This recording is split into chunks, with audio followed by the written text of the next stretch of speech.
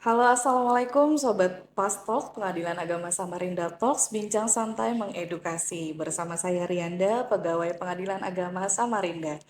Kali ini kita kedatangan narasumber kita, Pimpinan Pengadilan Agama Samarinda, yaitu Bapak Dr. Andes Haji M. Syaukani, Magister Hukum Islam, selaku Ketua Pengadilan Agama Samarinda kelas 1A.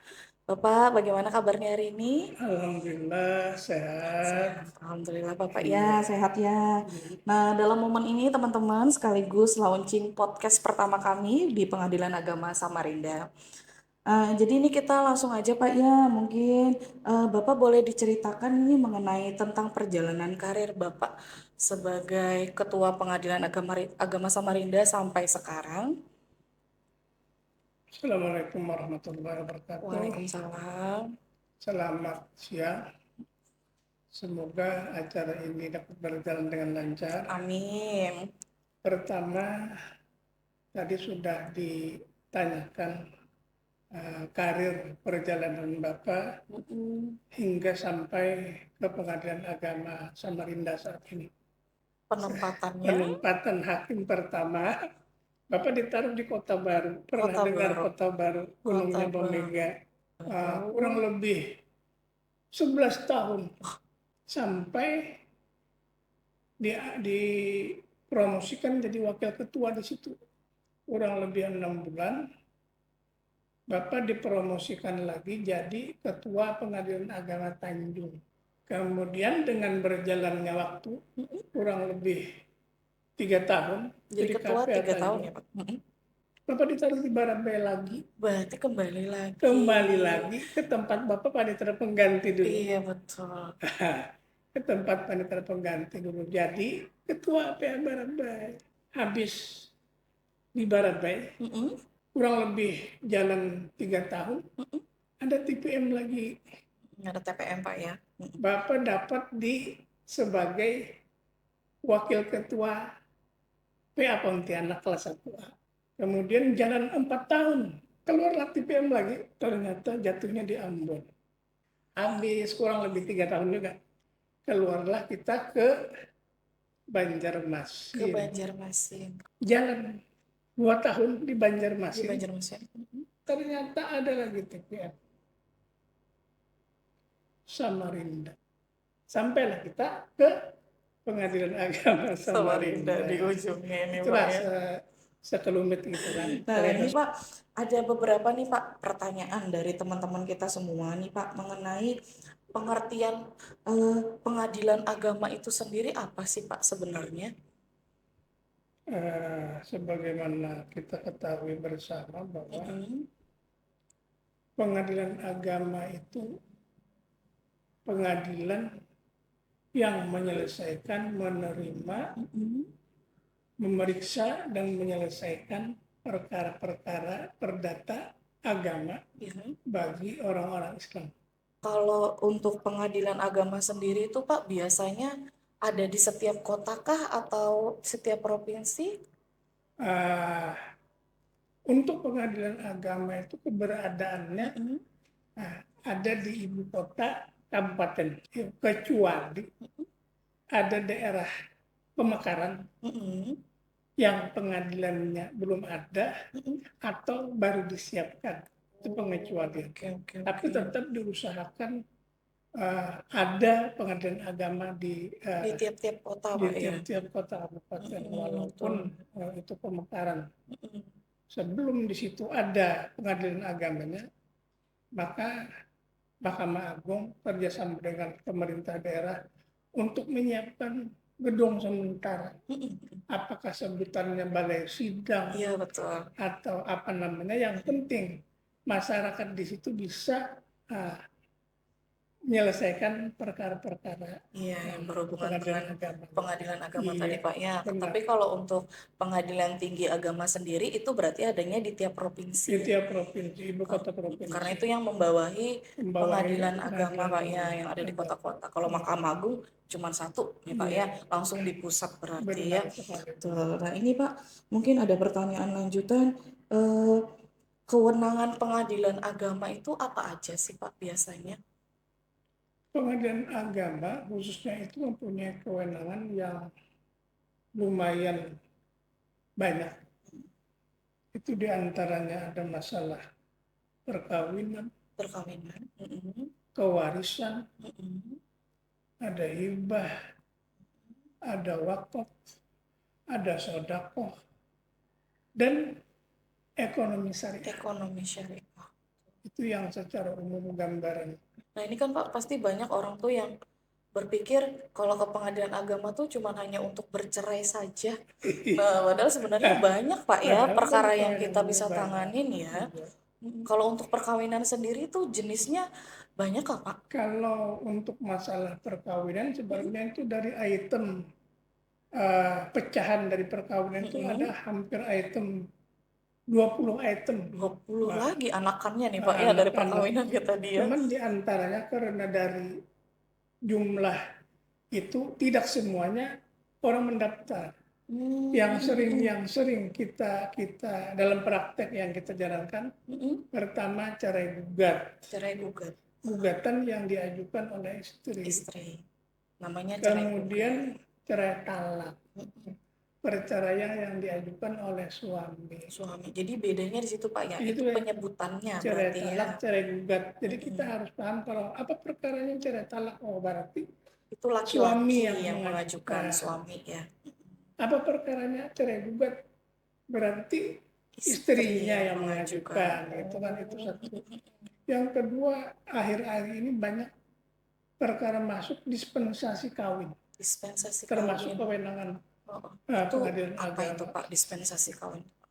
Nah, itu perkara itu adalah memberikan permohonan untuk meminta izin kepada pengadilan agama calon mempelai yang salah satunya umurnya masih di bawah. Di bawah umur. Belum sampai usia. Bisa salah satunya, bisa dua-duanya. Jadi calon mempelai istrinya umurnya di bawah. Nah, jadi laki-lakinya juga begitu. Jadi itu dispensasi kawin namanya. Jadi itu banyak diajukan karena salah satunya misalnya kenapa jadi orang tuanya memaksakan untuk minta izin dispensasi ke pengadilan. Jadi setelah ditanya, salah satunya adalah adanya kekhawatiran karena kedua-duanya calon ini sudah berpacaran yang sudah kesana kemari berdua gitu kan. Terlalu lama, terlalu erat. Kalau khawatir nanti menginap di hotel berdua kan. Anak sekarang. Jadi sementara orang tuanya tuh tidak mampu memantau.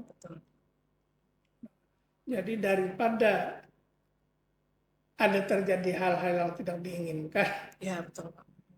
Maka jalan satu-satunya adalah yuk kita ke pengadilan agama aja minta izin dispensasi kawin. Dispensasi itu tapi biasanya harus berdasarkan rekomendasi dari KUA Pak? Kalau untuk dispensasi nikah, jadi harus ada rekomendasi dari KUA-nya dulu ya? Ada ibarat surat penolakan. Surat penolakan. Jadi surat masih di bawah penolakan dari KUA, masukkan di berkas pendaftaran, lalu hakim yang memeriksa itu sudah melihat berkas-berkas, oh ini ditolak karena umurnya kurang. Lalu karena kewenangan kita yang memberikan dispensasi, maka pengadilan lah yang menyelesaikannya itu. Akhirnya yang bersangkutan bisa melaksanakan perkawinan dengan izin pengadilan agama. Nah, itu yang sering-sering dispensasi tadi Pak ya, dispensasi nikah atau dispensasi kawin Pak ya namanya ya untuk di bawah umur. Berarti ini sudah ada cerai talak, cerai gugat, dispen. Yang paling banyak. Kalau selain 3 tadi ada lagi nggak Pak yang lumayan banyak? Yang misalnya ada pihak yang mau menambah istri. Nambah istri itu buat teman-teman yang mau nambah istri. Yang satu masih kurang, lalu mau menambah lagi gimana caranya? Itu perkaranya? Sebutannya perkara izin poligami. Izin poligami, betul. Itu resmi Pak ya, memang betul ada izin poligami itu ya. Dengan memenuhi syarat-syarat. Tapi tetap harus ada melewati syarat-syarat yang harus dilengkapi di pengadilan, Pak, ya? Harus ada pernyataan Mm-mm. bahwa istri pertama tidak keberatan Mm. dengan tanda tangan, ya Kalau kan? itu perlu dihadirkan juga, Pak, kalau untuk istrinya juga. Istri Dihadirkan, pertama ya, tetap dipanggil, Pak, dihadirkan. ya, Biar, dihadirkan. biar kita tahu kan, Mm. bukan hanya sekedar persetujuan tertulis saja, Mm-mm, betul, betul. dipanggil. Ibu saya senang dapat begini. Dapat saya rela, memang Mm-mm. saya yang nyuruh gitu kan. Mm-mm. Jadi Berarti boleh tetap ada prosedurnya, pada nggak bisa sembarangan juga, Pak, prosedur, ya, ya istri juga dipanggil. tidak bisa walaupun boleh, tapi Mm-mm. prosedurnya tetap jalan. Misalnya salah satunya lagi, istri tidak dapat melaksanakan kewajiban Mm-mm. sebagai istri. Betul. Apa dengan surat dokter kah Ya, jadi ada misalnya kan. pembuktiannya, Nah, Pak, ya. itu kan Mm-mm. yang data dukungnya tuh. Kemudian ada lagi kekayaan, Harta bersama. penghasilan Oh, bukan. oh Penghasilan penghasilannya. misalnya Mm-mm. dia punya istri satu, penghasilannya misalnya 10 juta sebulan ya. 10 juta. Jadi majelis hakim bisa nih kalau dibagi dua berarti cukup ya. Kayak Untuk gitu dua kan. istri soalnya Untuk tadi, dua Pak, istri ya. 10 juta Betul. sebulan misalnya. Bisa. Jadi catatan penghasilan itu pun harus menjadi bukti bagi majelis hakim. Mengabulkan Khawatir tadi, ya. kalau penghasilannya minim, Mm-mm. istrinya dua, makan apa? Iya, betul. Apalagi kalau Bukan sudah ada apa anak-anak, makan, Pak, ya. makan apa makan gitu kan. Berarti kemungkinan besar ada ditolak atau tidak dikabulkannya perkara izin poligami itu juga ada ya, Pak, ya? Ada, tidak semua permohonan izin poligami itu dikabulkan, tidak Dikabulkan, semua. ya. Kecuali tadi memenuhi syarat yang Dan sudah harus melalui prosedur persidangan di itulah majelis hakim. Nah, ini kalau selain izin poligami ada lagi nggak, Pak, yang lain yang umum biasanya? nikah siri. Nikah siri biasanya Tapi atau nikah siri ini Heeh, ada dua macam. heeh, Ada nikah siri yang sah, maksudnya itu syarat dan rukunnya terpenuhi. Misalnya ada wali, ada saksi, ya betul. ada ijab kabul, ada kedua mempelai. Itu Mm-mm. nikah siri, tapi itu nanti bisa disahkan. Mm-mm. Ada yang tidak bisa. Kalau yang nggak bisa Kita kenapa, alami Pak? kemarin. Walinya yang jadi wali adalah bukan orang yang Oh, seharusnya jadi wali. mm-mm. Perkara Bapak kemarin. Mm-mm. Jadi begitu. Oh, jadi berarti siapa walinya? Si Ani apa si Ani? Berarti kata Bapak walian aja. Bukan wali bener Bukan ini wali berarti ya. berhak. Benar. Jadi akhirnya Bapak tolak, Mm-mm. dia disuruh nikah lagi ke KUA. Nikah beneran. Mm-mm. Jadi nikah siri. Tadi ada dua macam. Ada yang Ada tadi yang rukun, satu rukunnya bagus, terpenuhi. cuman tidak tercatat. Betul. So, Jadi kalau nikah siri itu berarti tidak punya buku nikah ya, Pak, ya? iya karena tadi tidak di depan pegawai pencatatan nikah. Tidak di KUA ngurusnya nih, Nah, Pak, ya. Makanya alasannya pengajuan ke kenapa? sini. Alasannya jauh dari KUA. Mm-mm. Alasannya tidak ada duit, macam-macam. Mm-mm. Alasannya sibuk. Ada macam-macam. Betul. Tapi yang hal-hal yang syarat dan hukumnya terpenuhi, masuk dan dikabulkan. Banyak itu di Walaupun tidak dikabulkan ya akhirnya harus yang nikah satu ulang kembali nikah di ulang dengan KUA. produk pengadilan ditolak. Oh, dengan hasil Menolak putusannya tadi, Pak, ya. permohonan pemohon. Mm-mm.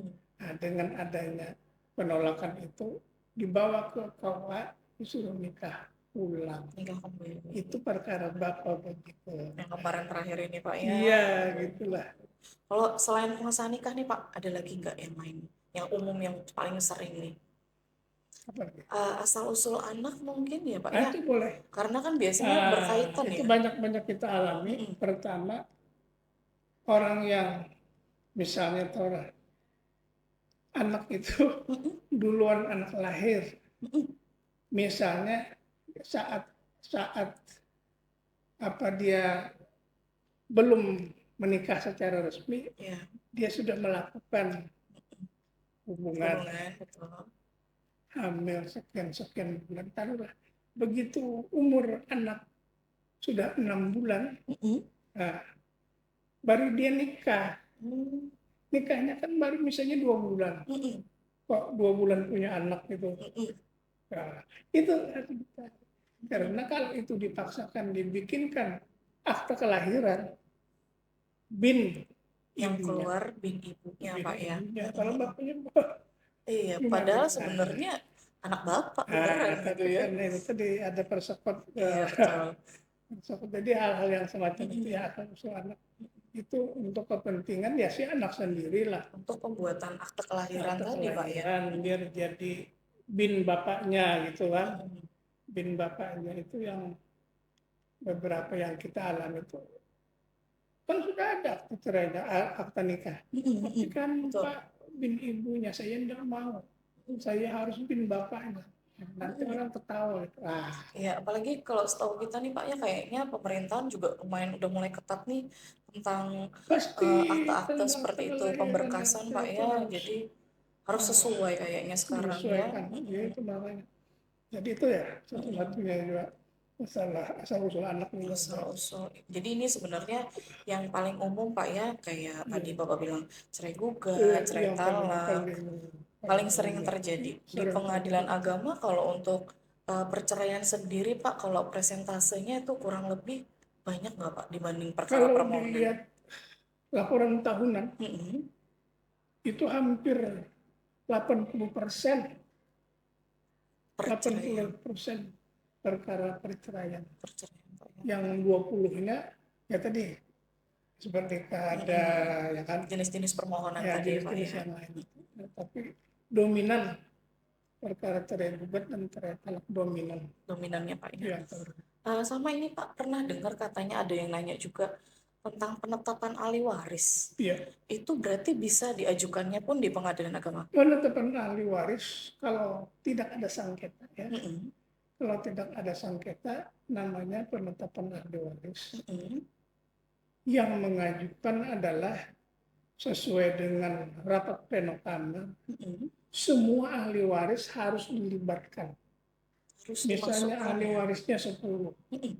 harus jadi pihak 10 ini. Itu nggak boleh ada yang lewat satu Kalau pun ya. ketahuan ada yang kurang, Mm-mm. kalau ketahuan ada yang kurang, Mm-mm. berarti perkaranya DNO karena kurang pihak. DNO ini tidak dapat Tidak diterima diterima. Pak ya. Ya. Jadi bisa dia maju Mm-mm. lagi. Karena begini, ada perkara penetapan ahli waris. Mm-mm. Dia punya saudara, taruhlah 8 orang. Ternyata pada saat pemeriksaan saksi ya, Ya. saksi kan udah tahu dia polos. Enggak, dia punya saudara 10. Jawaban si saksi nih Pak Iya, ya. karena siapa namanya 1, 2, 3, 10. Konfirmasi dengan pemohon benar 10 benar. DNO perkara Karena nanti ada kan yang tidak dimasukkan tadi. ada yang tidak masuk sebagai pihak. Ya, itu penetapan ahli waris itu sering. Bisa juga dilakukan di pengadilan agama itu Pak Bisa, ya. itu memang kewenangan kita. Baru kayak kata Bapak tadi ada wakaf, ada sodako, terus ada ekonomi syariah tadi Iya, Pak ya. ekonomi Nah, syariah. kalau untuk ekonomi syariah sendiri itu kan agak jarang Pak ya kita dengar di pengadilan agama. Itu konsepnya seperti apa sih Pak? Itu kan akad ya. Akad ini sudah berkepala syariah tuh syariah. Mm-mm. Jadi apabila akad misalnya akad apa apa namanya itu pembiayaan, Mm-mm. akad pembiayaan, pembiayaan dari BSI 10 juta diperuntukkan untuk membuka bengkel. Usaha, Misalnya, jenis usaha Pak ya. sudah sepakat ini pembiayaan untuk bengkel 10 juta. Dalam perjalanannya, Mm-mm. dalam 2-3 bulan perjalanan angsuran, Macet. nah, kurang lancar, Ini macet-macet nih Pak ya. macet.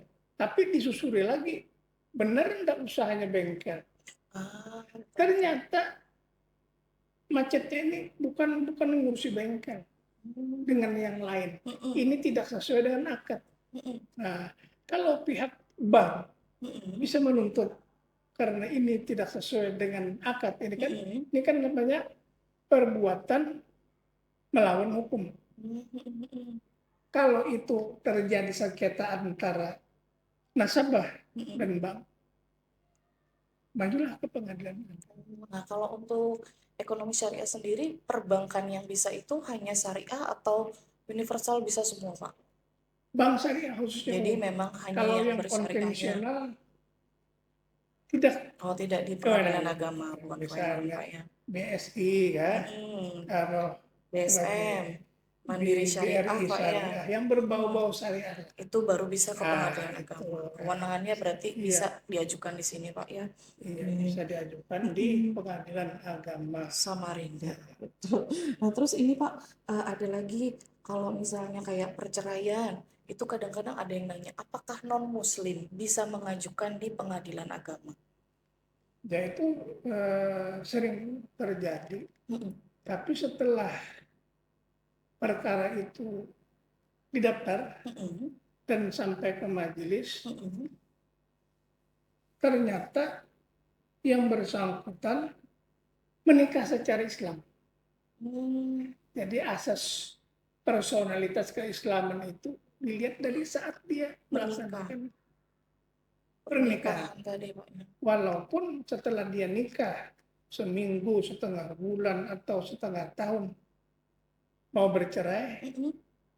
tetap kita walaupun orangnya sudah tidak melaksanakan syariat Islam lagi. Mm-mm. Misalnya dia sudah ke gereja lagi, dia sudah Mm-mm. ke kelenteng lagi, dia Mm-mm. sudah ke candi lagi, Mm-mm. nah, mau cerai ke pengadilan agama yang berwenang. Oh, setempat-tempat dia tinggal Iya, domisili nih Pak jadi ya. itu Berarti domisilinya ada. tetap bisa diajukan, tapi kita lihat waktu pernikahannya Ya, tadi ya jadi Pak ya. pedomannya itu asas keislamannya itu dilihat pada saat dia menikah. Menikah.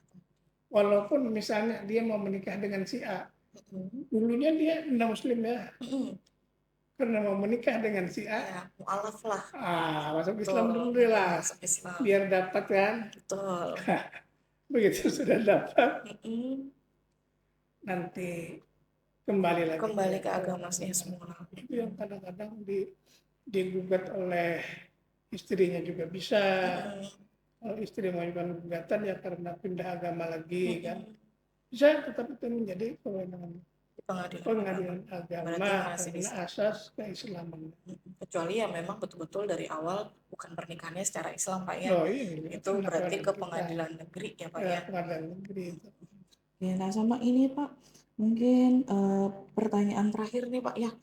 Kalau misalnya Pak perkara yang pernah Bapak tanganin yang sampai harus melibatkan instansi lain, misalnya kayak kepolisian, DP2A, Dinas Perlindungan Anak itu pernah nggak Pak terjadi?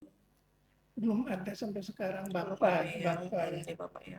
kalau di pengadilan agama khususnya di Mm-mm. Samarinda tuh ada Ada banyak kasusnya memang.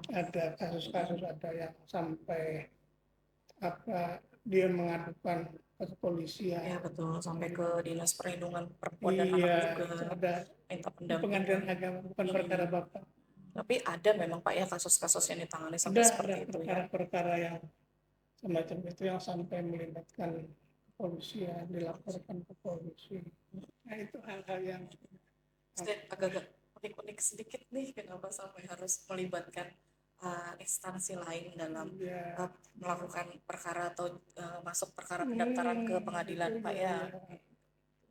Nah, mungkin ini teman-teman tadi ada sebenarnya kalau kita pengen lanjutin sih pengennya lanjut terus karena memang banyak sebenarnya mas hal yang bisa kita ulik Pak ya dari Iya, pengadilan agama karena pasti banyak banget teman-teman yang masih pengen tahu cuman karena memang keterbatasan waktu kita juga Pak ya semoga nanti ada podcast lanjutan ke iya. depannya semoga ini bisa berjalan ke depan teman-teman dan mungkin sekedar ini bisa membantu teman-teman untuk memahami sejauh apa sih fungsi-fungsi dari pengadilan agama itu sendiri.